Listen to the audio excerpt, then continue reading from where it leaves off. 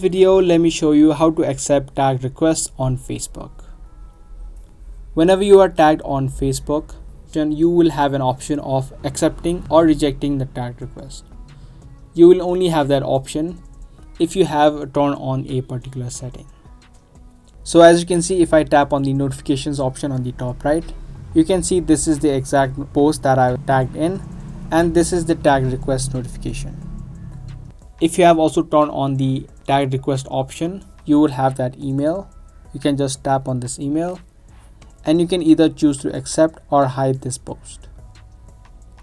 If you tap on add to profile, this means that you've accepted the tag, and the tag request and the post will be added to your profile as well. So that's how easily you can accept tag requests on Facebook. I hope you guys found this video to be helpful. If you did, be sure to subscribe, share, and also give this video a thumbs up. That's pretty much it for today. Thanks for watching.